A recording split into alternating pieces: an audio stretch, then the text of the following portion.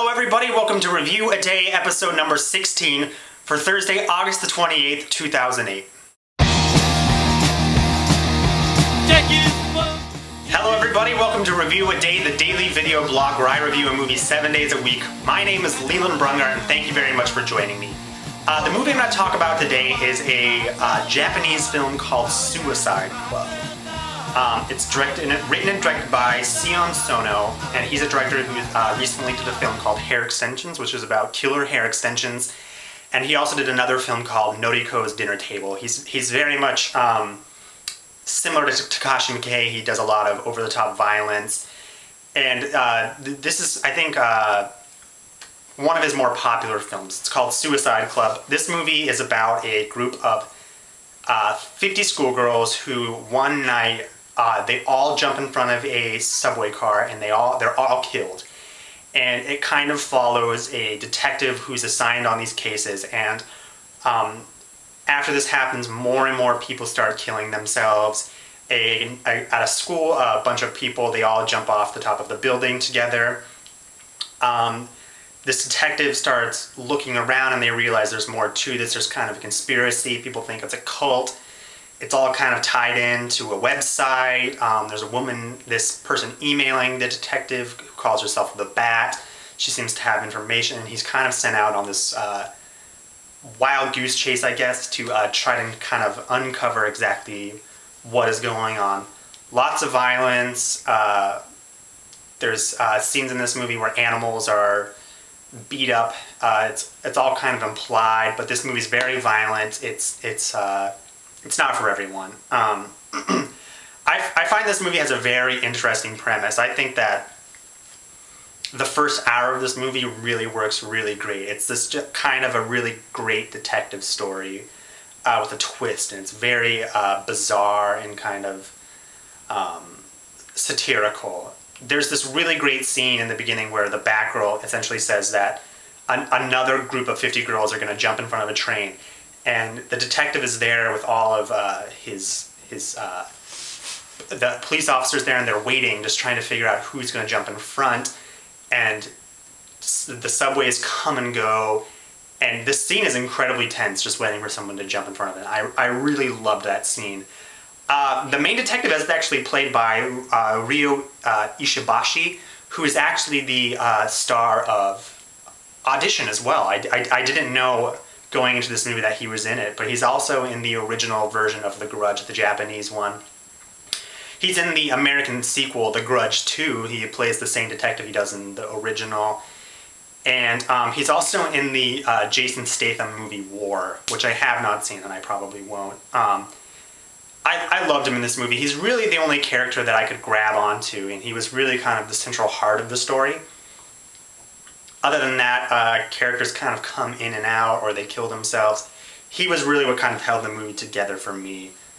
Like I said, this movie really played out the first hour incredibly well, and I think that's due to Ryo Ishibashi's performance. He is incredibly captivating. He's a Japanese superstar. I really love him in this film.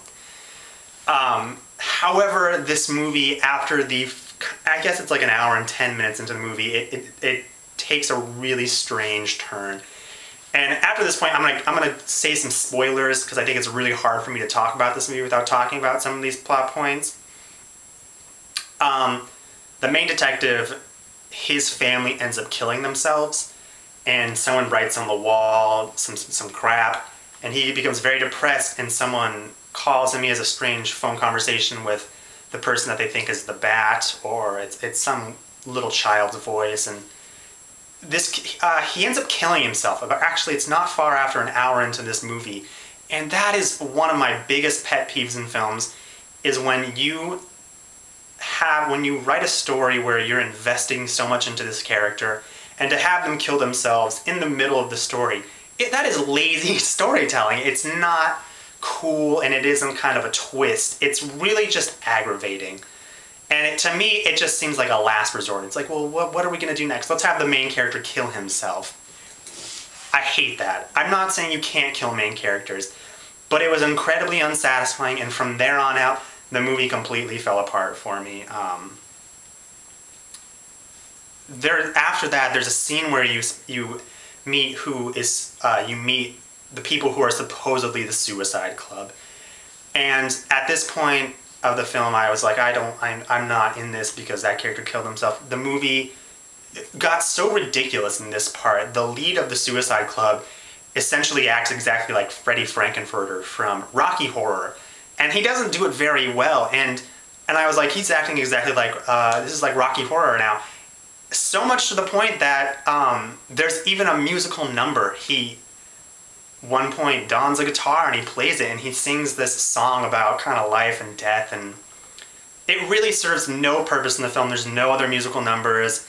It serves no purpose except to be cool and kind of make us think about stuff, but it didn't work for me. And then they end up turning themselves in after that. It didn't make any sense. And another thing that really fell apart for this movie was the ending. We end up following a character toward the end of the film that we've only seen in one scene before, so you don't care about her. The ending has a lot to do with this kind of pop group who turns up throughout the film, and the ending has to do with her and another detective in the film, and it's incredibly unsatisfying and unclear as to what is going on. And I don't think that movies always have to have incredibly clear endings. I don't think every single loose end needs to be tied up. One of my favorite horror films is the Japanese version of the movie Pulse, not the horrible Kristen Bell, Ian Somerhalder version. The original Japanese version. The ending really doesn't make that much sense to me, but the film has an emotional arc to the characters that you care about. And so at the end of this film, you care what's going to happen to them, and the ending is satisfying because there's an emotional arc in which we can follow that this movie does not have.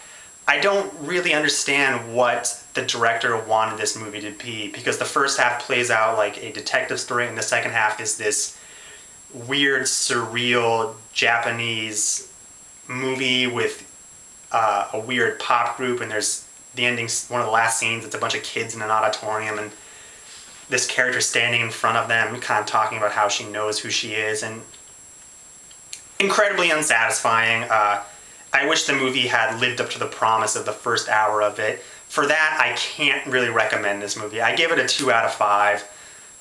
If you're interested in it, if you get the chance to see it sometime, I mean, I don't think you should look away from the screen, but as I've heard people say, it's worth seeing, not seeking. It's not that great. I was pretty disappointed, so I give it a 2 out of 5. Tomorrow on Friday, I'm going to be seeing Hamlet 2, so tune in on Saturday. I'll have my review for that. If you guys are liking these reviews, make sure and subscribe. Thank you very much for watching. I'll see you guys tomorrow.